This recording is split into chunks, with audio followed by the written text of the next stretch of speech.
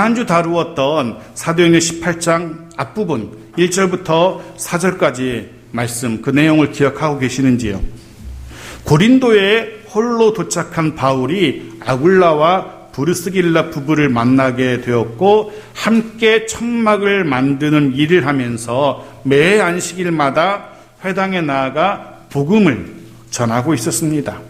오늘 본문은 실라와 디모데가 고린도에 도착하고 바울과 합류하는 그 모습으로부터 오늘 본문이 시작되죠. 5절 말씀 보십시오. 같이 읽겠습니다. 시작. 실라와 디모데가 마게도냐로부터 내려오매 바울이 하나님의 말씀에 붙잡혀 유대인들에게 예수는 그리스도라 밝히 증언하니 실라와 디모데가 고린도에 도착합니다. 기록을 살펴보면 실라는 디모데에서 오는 길, 신라는 빌립보에서, 신라는 빌립보 성에서 오고 있는 길이었습니다. 빌립보 성에서 빌립보 교회 성도들이 모아준 선교의 돈을, 선교비를 가지고 온 듯합니다. 고린도후서 11장 9절 말씀 보십시오. 이렇게 되어 있습니다. 같이 읽죠. 시작. 또 내가 너희와 함께 있을 때 비용이 부족하였으되 아무에게도 누를 끼치지 아니하였음은 마게도냐에서 온 형제들이 나의 부족한 것을 보충하였음이라. 내가 모든 일에 너희에게 폐를 끼치지 않기 위하여 스스로 조심하였고 또 조심하리라. 후에 바울이 고린도 교회에 보낸 이 편지를 보면은 고린도에 있을 때 많이 재정적으로 힘들었는데 빌립보의 형제들이, 마게도냐 형제들이 고린도에서 천막을 만들며 힘겹게 생활을 했던 바울을 위해서 선교비를 보내왔다는 사실을 확인할 수 있습니다. 아시는 것처럼 빌립보에서 데살로니가로 또다시 베레아로 그리고 아덴으로 말 그대로 쫓겨다녀야 했던 그런 바울이었습니다. 사도행전 17장 14절 15절 말씀 보겠습니다. 같이 읽죠. 시작. 형제들이 곧 바울을 내보내어 바다까지 가게 하되 실라와 디모데는 아직 거기 머물더라. 바울을 인도하는 사람들이 그를 데리고 아덴까지 이르러 그에게서 실라와 디모데를 자기에게로 속히 오게 하라는 명령을 받고 떠나니라. 자기를 수행하고 함께 도와주는 실라와 디모데도 챙기지 못할 정도로 말 그대로 홀로 도망치듯 신속하게 떠나야 했던 바울이었습니다. 그래서 결국 실라와 디모데는 뒤처지게 되었죠. 남아지게 되었죠. 그런데 그렇게 남겨졌던 실라가 그냥 자신만 온 것도 아니고 빌립보에서 바울의 선교비를 챙겨가지고 온 겁니다. 분명 실라의 합류만으로도 바울에게는 큰 힘이 되고 위로가 되었을 겁니다. 게다가 혼자 온 것이 아니라 빌립보 형제들이 보내온 선교비, 그건 역시 바울에게 큰 힘이 되고 위로가 되고 격려가 되었을 겁니다. 실라만 바울에게 합류한 것이 아니었죠. 디모데도 역시 고린도에 와서 바울과 합류하게 되죠. 디모데는 데살로니가에서 오는 길이었습니다. 그런데 디모데도 그냥 온 것이 아니라 바울이 떠난 이후에, 바울이 데살로니가를 떠난 이후에 데살로니가 교회의 사정을, 이야기들을 가지고 옵니다. 데살로니가전서 1장 6절은 이렇게 되어 있어요. 같이 읽어볼까요? 시작. 또 너희는 많은 환난 가운데서 성령의 기쁨으로 말씀을 받아 우리와 주를 본받는 자가 되었으니. 디모데가 바울에게 들려준 데살로니가 교회의 모습이었습니다. 이런 거죠. 한번 생각해 보십시오. 바울은 정신없이 도망치듯이 데살로니가를 떠나야 했어요. 남겨진 데살로니가 성도들이 무척이나 걱정되고 염려가 되었을 겁니다. 왜냐하면 남겨진 성도들 역시 자신이 당했던 것처럼 온갖 핍박과 시련을 당할 것이 너무나 뻔했습니다. 그들이 과연 유대인들의 혹은 이방인들의 그 핍박과 시련 잘 견뎌낼 수 있을지, 그 시련 속에서도 믿음 붙들고 신앙생활 할 수 있을지, 이런 것들이 참 걱정이 됐을 겁니다. 몸은 아덴으로 고린도로 이렇게 몸은 옮겨갔지만 그의 마음속에는 늘 두고온 데살로니가 교회 성도들이 늘 마음에 신경이 쓰였을 겁니다. 그런데 뒤늦게 도착한 디모데가 들려준 데살로니가 교회의 이야기, 즉 환난 중에도 주를 본받는 자가 되어가고 있다는, 바울이 걱정한 것처럼 환난이 임했지만 그럼에도 불구하고 주를 본받는 자 되어가고 있다라는 이 소식은 염려하고 있었던, 걱정하고 있었던 바울에게 너무나 큰 위로가 되었을 겁니다. 분명 바울에게는 너무나 큰 감사의 제목이 되었을 겁니다. 직전 아덴의 사역, 우리가 기억하는 것처럼 단지 몇 사람만 복음을 받아들였던, 어떤 의미에서는 실패한 듯한, 그래서 스스로 위축될 수도 있었던 바울로 하여금 데살로니가 성도들이 여전히 믿음 가운데 환난 속에서도 주님을 본받아 간다라는 이 소식은 다시금 선교의 현장에 집중할 수 있도록 바울에게 힘이 되고 위로가 되었을 겁니다. 그래서 그런 생각이 들었습니다. 실라와 디모데의 합류는 정말로 가장 필요한 때, 바울에게 정말로 가장 적당한 때에 임한 하나님의 은혜가 아니었을까, 하나님의 도우심이 아니었을까 생각하게 되었습니다. 우리에게 임하는 하나님의 은혜가 그렇습니다. 가장 적절한 시기에 하나님의 은혜는 임합니다. 때로 내 마음, 우리의 마음에는 조급함이 있을 때도 있습니다. 내 생각에는, 우리 생각에는 바로 지금 이때가 하나님의 은혜, 하나님의 도우심이 필요한 때라는 생각이 들곤 합니다. 내 생각에는 더 늦으면은 정말 큰일이 날 것 같은 생각이 들곤 합니다. 그런데 그때에도 여전히 침묵하시는 듯한 하나님 때문에 마음이 상할 때도 있는 것이 사실입니다. 그런데 하나님의 은혜는 돌아보면 가장 적당한 때에 임했던 은혜인 것을 깨닫게 되었습니다. 신명기 11장 14절은 이렇게 기록하고 있죠. 같이 읽어보겠습니다. 시작. 여호와께서 너희의 땅에 이른 비 늦은 비를 적당한 때에 내리시리니 너희가 곡식과 포도주와 기름을 얻을 것이요. 적당한 때에 내리시리니, 하나님은 가장 적당한 때에 우리의 은혜를 베푸시는 하나님이십니다. 가장 적당한 때에 도움의 손길을 내미신 하나님이십니다. 이 믿음 잃지 마십시오. 하나님의 은혜는 가장 적당한 때에 임한다라는 이 믿음 가지고 하나님의 은혜의 때를 기대하며 하나님의 긍휼과 위로와 풍성함의 그 시간을 기다리며 살아가는 우리 모두이기를 축복합니다. 보십시오. 오늘 본문에서 그렇게 가장 적당한 때에 실라와 디모데를 보내셔서 바울을 도우시고 바울에게 힘을 실어주시는 하나님이심을 우리가 보게 되어집니다. 그렇게 하나님의 은혜, 그 은혜로 위로받고 힘을 얻은 바울의 다음 모습 또 우리가 보게 될 겁니다. 그 전에 다시금 5절 말씀 보십시오. 5절 다시 보겠습니다. 시작. 실라와 디모데가 마게도냐로부터 내려오매 바울이 하나님의 말씀에 붙잡혀 유대인들에게 예수는 그리스도라 밝히 증언하니. 먼저 이렇게 기록하고 있어요. 바울이 하나님의 말씀에 붙잡혔다라고. 여기 붙잡혔다는 것은 말 그대로 완전히 사로잡힌 것을 이야기합니다. 좌우, 전후좌우로 사방으로 완전히 둘러싸인, 우리로 말하면 포위되었다라고 말하죠. 말 그대로 바울은 사방으로 말씀에 포위되어 있어요. 그래서 겉에서 보면 어떻게 보입니까? 바울은 안 보이고 말씀만 보이는 거예요. 바울을 싸고 있는 말씀만 보이는 겁니다. 아주 완벽하게 이리 보아도 저리 보아도 말씀이 보이고 말씀만 보이는 그런 상태, 그것이 말씀에 붙잡혔다라는 그런 단어의 의미입니다.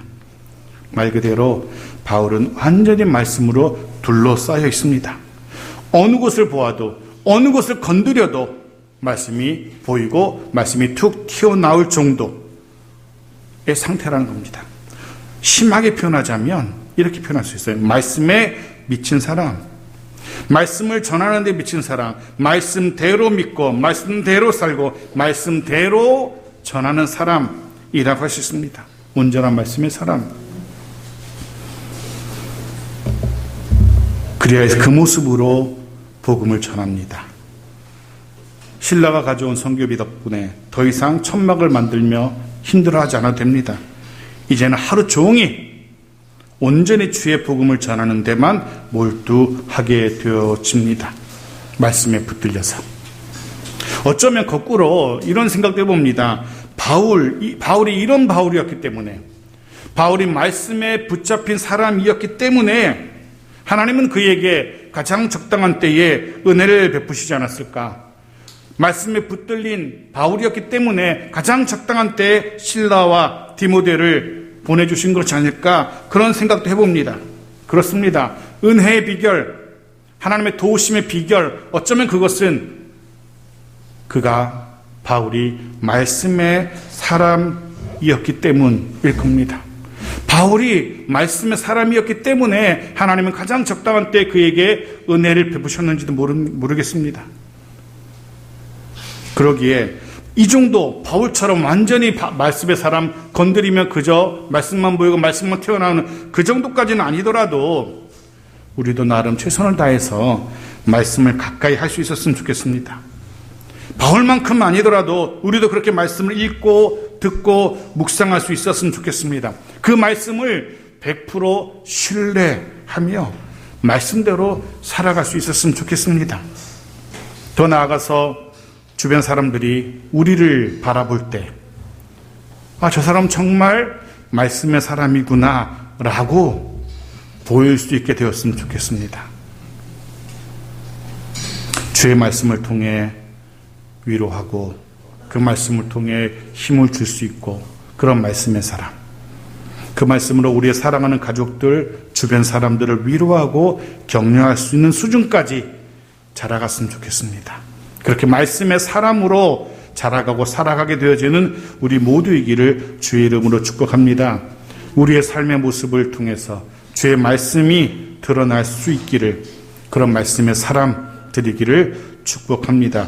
하나님은 그런 우리에게 가장 적당한 때에 은혜와 복을 더하실 겁니다. 계속 봅시다. 6절입니다. 같이 읽죠. 시작.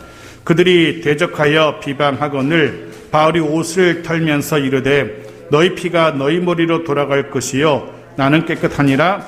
이후에는 이방인에게로 가리라 하고. 더 이상 유대인들이 바울을 대적하지 못합니다. 말씀에 사로잡힌 바울을 유대인들이 어찌하지 못합니다. 기억하십시오.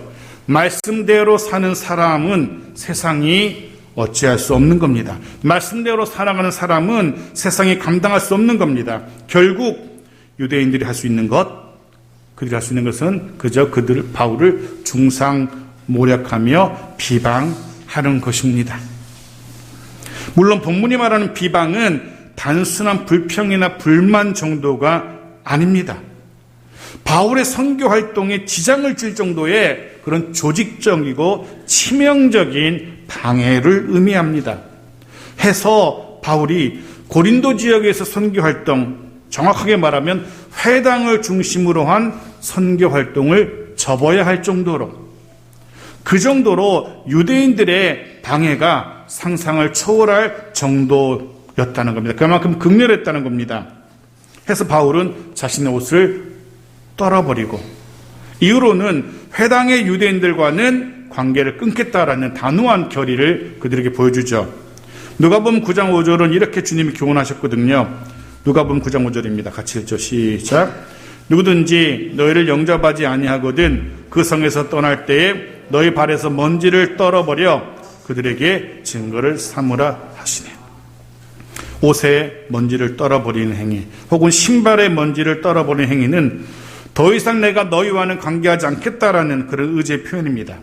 바울은 지금 고린도 지역의 회당에서의 선교활동은 더 이상 하지 않겠다라는, 회당은 더 이상 방문하지 않고 그것을 통해서 선교활동하는 것은 접겠다라는 그런 선언입니다. 그런데 생각해 보십시오. 다른 사람도 아닌 바울입니다. 유대인들이 아무리 극렬하게 반대한다고 할지라도 바울이 선교 활동을 중단하다니 유대인들이 더 극렬하게 반대하면 더 열심히 수단과 방법을 다 동원해서라도 그들의 회심을 위해서 노력해야 되는 거 아닐까? 회당은 이방 지역에서 복음을 전하는데 가장 최적화된 장소인데 그런 회당을 포기하다니 왜 그랬을까? 그런데 뒤집어 생각하면 또 다른 생각이 듭니다. 어쩌면 바울은 바로 거기까지, 회당에서의 선교 활동은 바로 거기까지가 자신의 일, 자신의 할 바라고 생각했던 것 같습니다. 분명 우리가 볼 때에도, 바울 스스로 생각할 때에도 인간적인 아쉬움이 있고 안타까움이 있을 수 있지만 바울은 거기까지가 자신의 영역이고 거기까지가 자신의 책임이고 이후로는 하나님이 알아서 하실 것이라는 그런 믿음이 그에게 있었던 것 같습니다. 실제로 우리는 이전에도 이런 바울의 모습을 보았죠. 철저하게 자신의 할 바와 하나님의 영역을 구분할 줄 알았던 바울이었습니다. 절대로 인간적인 감정이나 욕심으로 하나님의 생각을, 하나님의 방법을 뛰어넘지 않았던 그런 바울이었습니다. 회당의 유대인들에게, 회당에 모인 이방인들에게 예수는 그리스도로 선포하는 것, 하나님의 말씀으로 예수가 그리스도를 증언하는 것, 그리고 더 이상 전하지 못하게 되었을 때는 발을 빼는 것, 거기까지가 자신의 사명이라고 그는 생각했던 겁니다. 다시금 바울의 고백을 들어봅시다. 고린도전서 3장입니다. 5절 6절 같이 읽죠. 시작. 그런즉 아볼로는 무엇이며 바울은 무엇이냐? 그들은 주께서 각각 주신 대로 너희로 하여금 믿게 한 사역자들이니라. 나는 심었고 아볼로는 물을 주었으되 오직 하나님께서 자라나게 하시나니. 결국 쉽지 않은 고백일 겁니다. 쉽지 않은 결단, 쉽지 않은 포기라고 할 수 있을 겁니다. 대개의 사람들은 자신이 손댄 일, 자신이 시작한 일, 자신이 끝내고 싶어 합니다. 해서 자신의 한계를 인정하고 이후로는 하나님께 맡기는 이 행동은 굉장히 우리에게 도전이 되고 감동을 주는 겁니다. 하나님 앞에서 자신의 할 바를 인정하고 거기까지 자신의 사명임을 깨닫고 거기까지 최선을 다하는 바울의 모습, 이렇게 표현할 수 있을 겁니다. 조금 전에 바울을 말씀 비친 사람이라 표현했는데 또 다른 모습에서는 바울은 하나님을 향한 절대 순종의 사람, 바울은 하나님을 향한 철저한 순종의 사람이었다라고 또한 말할 수 있을 겁니다. 그래서 우리도 그렇게 기도했으면 좋겠습니다. 내가 감당해야 할 사명, 그 사명은 최선을 다해 감당하는 자 되고 주께서 거기까지다 라고 말씀하신다면, 주께서 그만되었다, 이후로는 내가 하겠다라고 하신다면 그 자리에서 온전히 100% 순종하고 멈출 수 있는 그런 자 되기를 우리 늘 기도해야 될 겁니다. 기억하십시오. 하나님께서 찾으시는, 하나님께서 기뻐하시는 사람은 순종의 사람입니다. 사무엘상 15장 22절 보십시오. 같이 읽죠. 시작.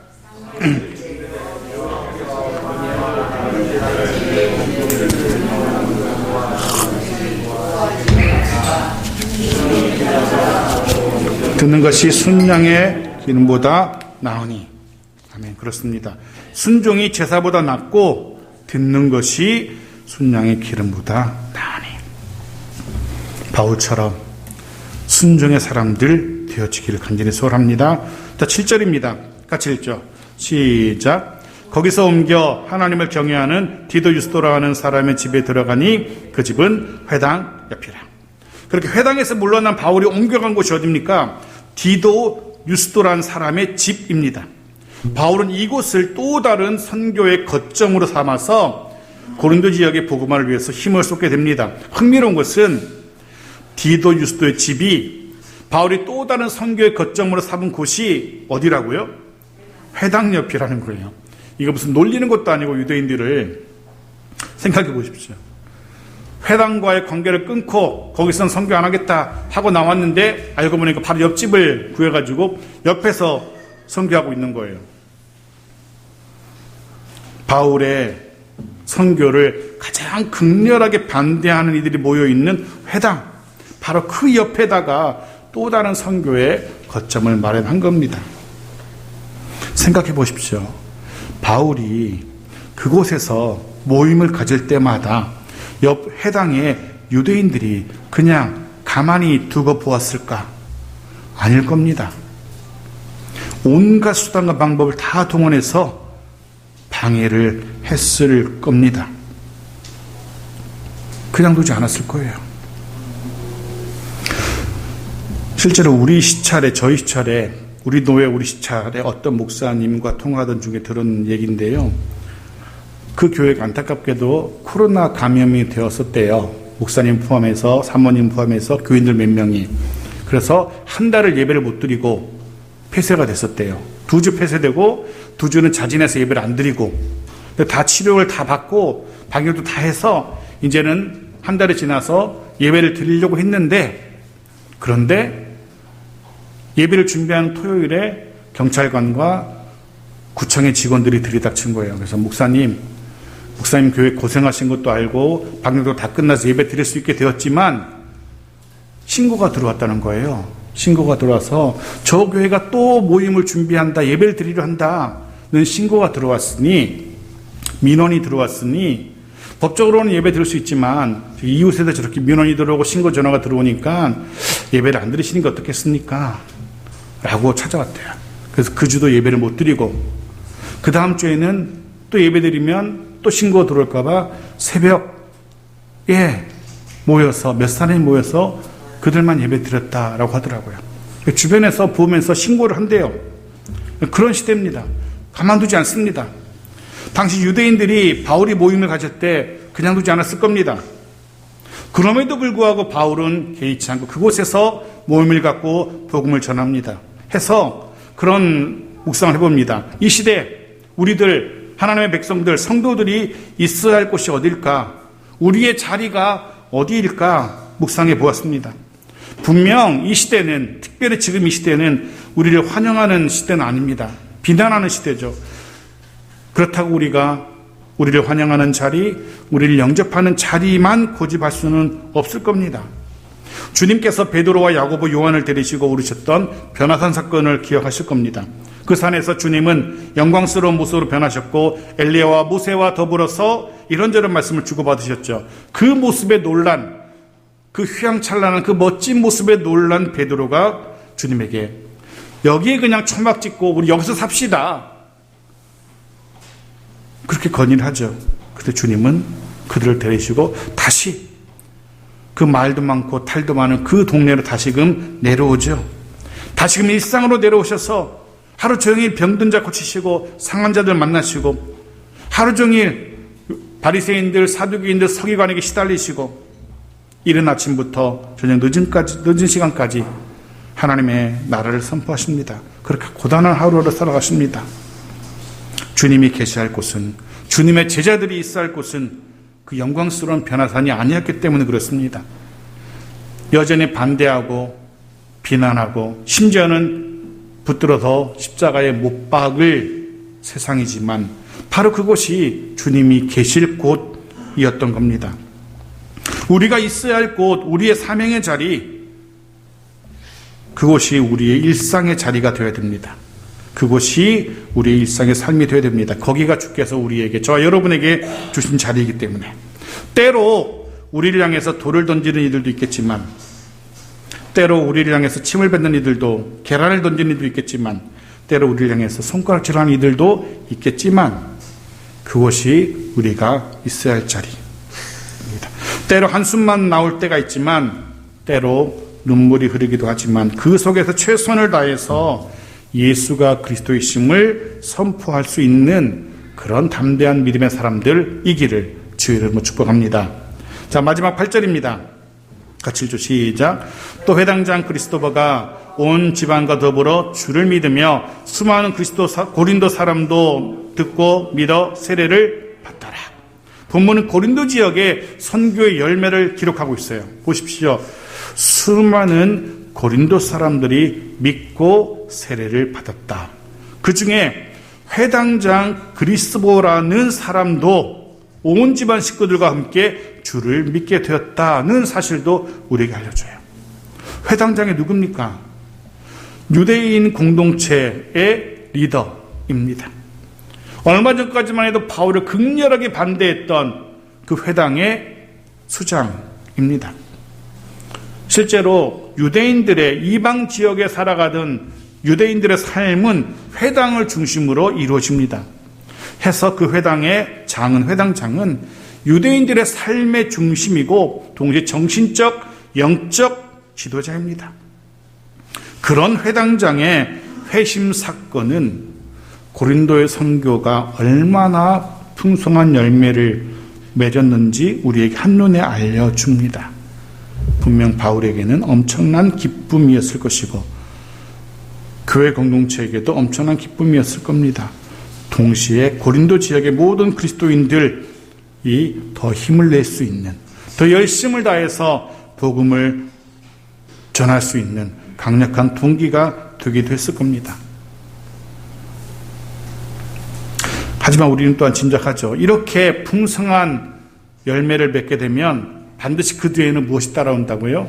또한 위기가, 반대와 비방도 이어질 것이라는 것도 우리가 짐작할 수 있습니다. 그 부분은 다음 주에 다시 이어서 보도록 하겠고요. 오늘 말씀을 정리합니다. 오늘 우리는 말씀에 붙들렸던 바울의 모습과 그런 바울을 가장 적당한 때에 도우신 하나님에 대한 묵상을 해보았습니다. 바라기는 우리도 너무 조급해하지 말아야 할 겁니다. 매 순간 철저하게 하나님을 신뢰하며 하나님의 긍휼의 때, 은혜의 때를 기다릴 수 있기를 원합니다. 중요한 건 매 순간마다 내가 하나님의 말씀에 붙잡힌 사람이 되는 겁니다. 내가 먼저 하나님의 사람, 말씀의 사람 된다면 분명 그 하나님의 은혜가 가장 적당한 때에 우리 모두에게 임할 겁니다. 그 은혜가 우리에게 위로가 되고 힘이 될 겁니다. 그리고 그 은혜로 인하여 믿음의 열매, 복음의 열매, 그리고 말씀의 열매를 우리 삶의 구체적인 그 현장 속에서 풍성하게 맺게 되기를 주의 이름으로 축복합니다. 아멘.